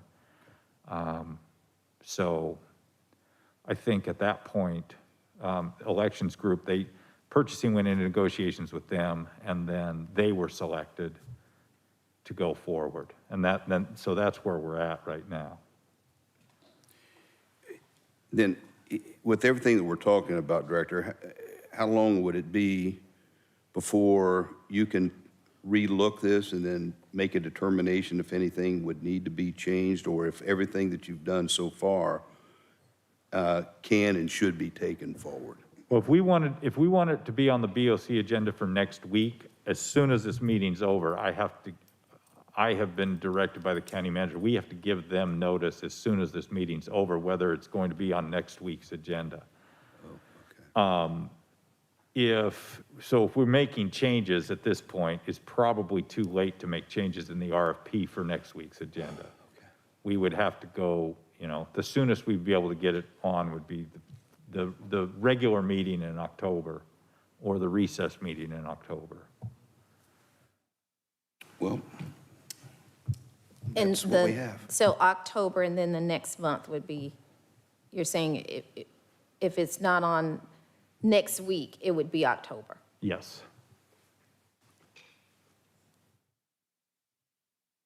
Yes, I'm sorry, Oh, it's Ms. okay. Crawford, yeah.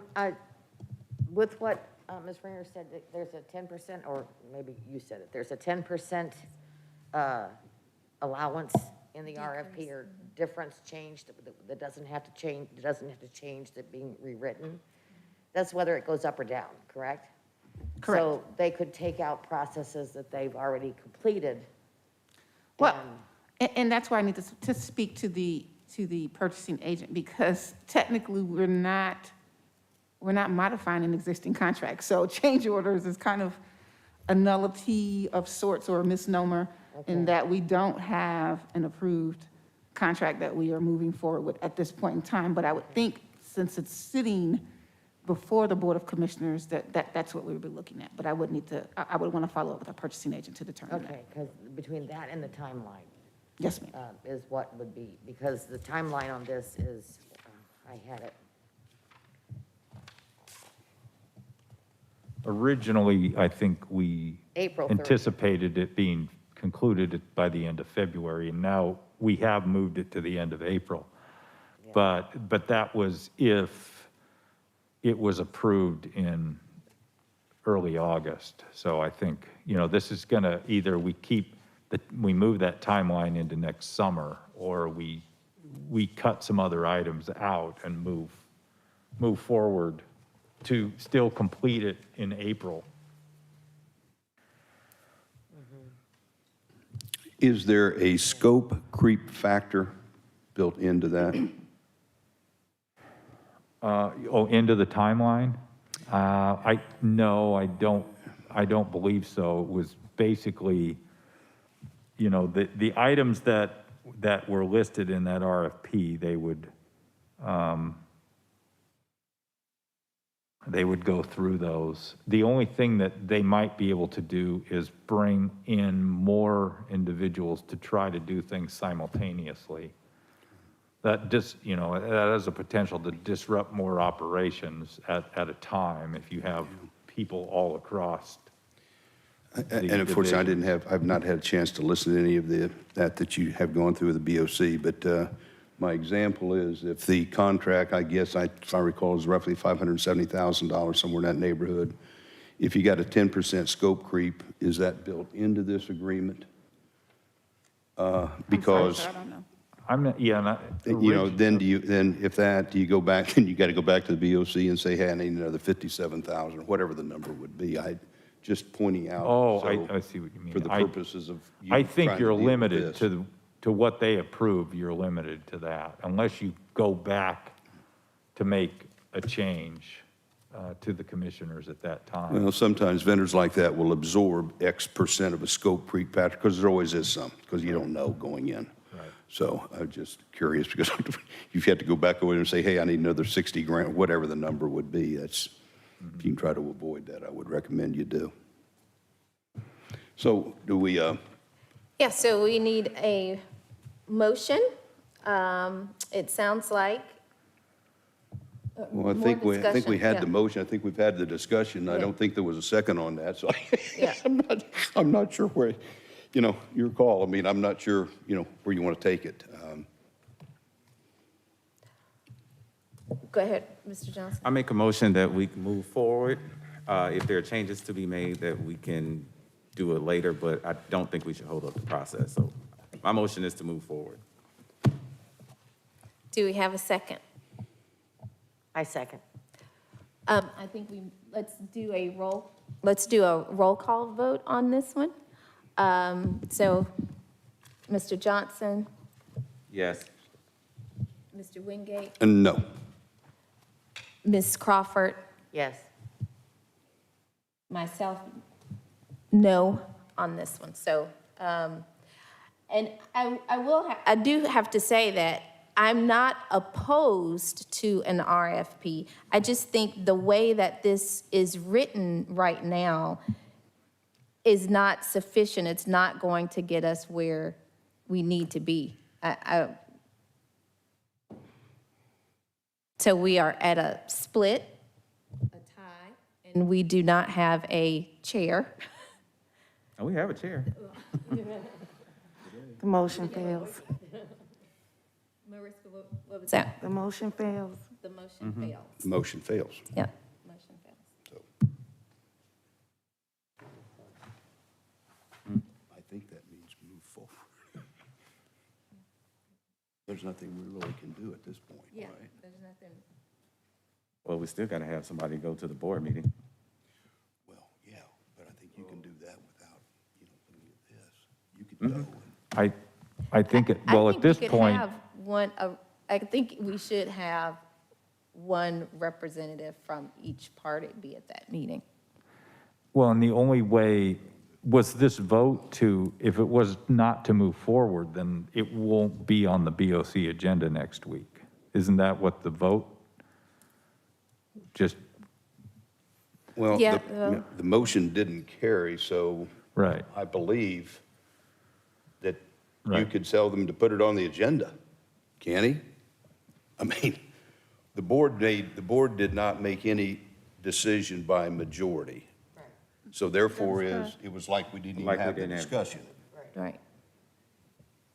correct? I would agree, yes, sir. So, Rick, I think that's your call at this point. Yeah. Get it back And you'll have some people to come to the meeting. We'll tell you who on Tuesday. okay. Okay, fair enough. We're going to move to the sixth item under old business. We're still in old business. And let me just get my notes here. Yeah, this is the E-Splosh.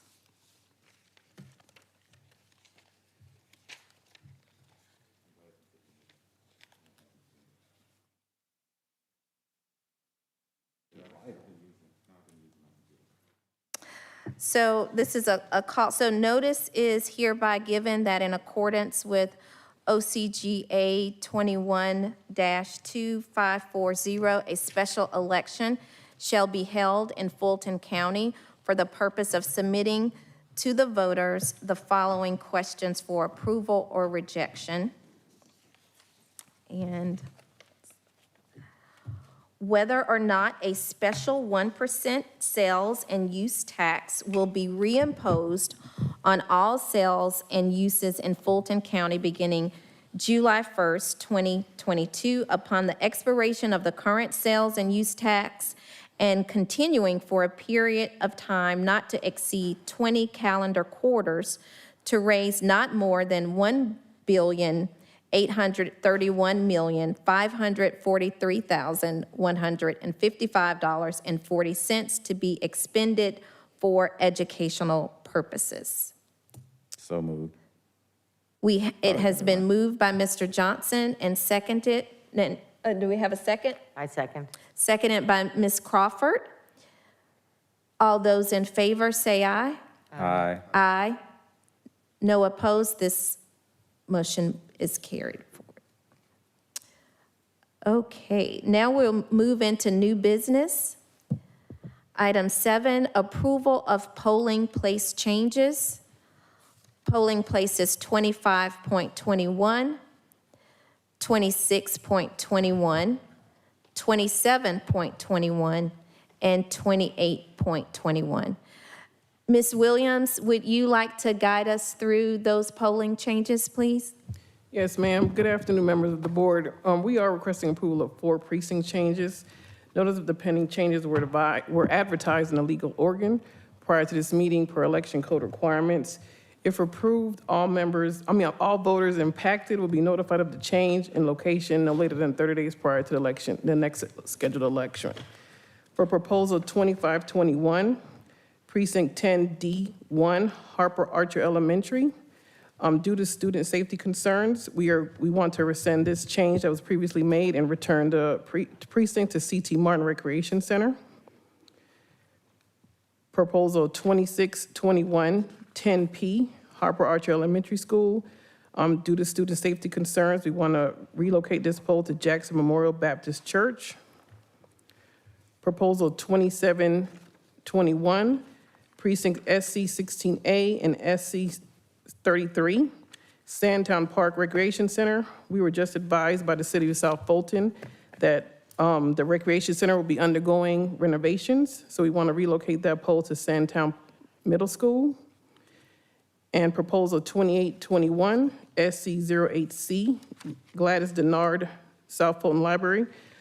It was brought to our attention by one of the task force members that the proximity to this location is not close to the voter residences. So we were asking to relocate this pole to Welcome All Recreation Center. And that concludes the proposals we're presenting today. Thank you, Ms. Williams. Do we have any discussion on those polling changes? Motion to approve. Thank you. So I have a motion to approve polling changes, let's see, 25.21, 26.21, 27.21, and 28.21. Do I have a second? I second. It's been seconded by Ms. Crawford. All those in favor, say aye. Aye. Aye. No opposed? Great, thank you. And this motion carries.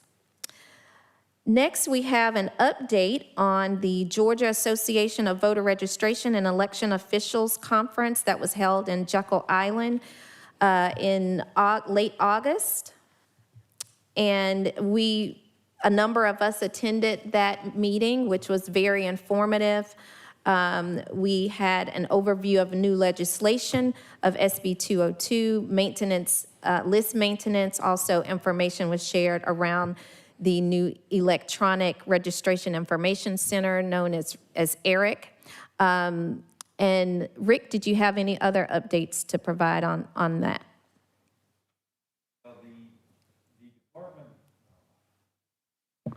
The department, I'll just give a brief update, was nominated by Cobb County for what is called the Phoenix Award in recognition and appreciation of your dedicated service, devotion, and commitment to elections and the voters of your county. And Cobb County voted or nominated us, and to my understanding, I think it was a unanimous vote by the other counties around Georgia, selected us to win this Phoenix Award. Just the SB 202 discussion at the conference, I think Ms. Ryan Germany, the general counsel, I think he spoke for almost 2 hours on the SB 202 changes. There were discussions on many topics, including open records requests, municipal qualifying, working with municipalities as a county, ethics, and there was also list maintenance discussion redistricting, which is going to be upcoming, and our new voter registration chief will be in charge of the redistricting. And then there was also just the changes in absentee voting. Those were some of the items that were discussed over 2.5 days at that conference. Great. It was a very informative conference. Terry Crawford and myself from the board were in attendance, as well as Mr. Barron, Patrick Eskridge, Ms. Nadine Williams, am I forgetting, and Dominic. Yes. Dominic Alomo. Yes. Okay, great. Thank you. We will move. Is there any need to go into executive session for personal matters or to discuss any litigation? No? Okay, then may I have a motion to adjourn the meeting? It has been moved and seconded, and we are adjourned. Thank you, everyone.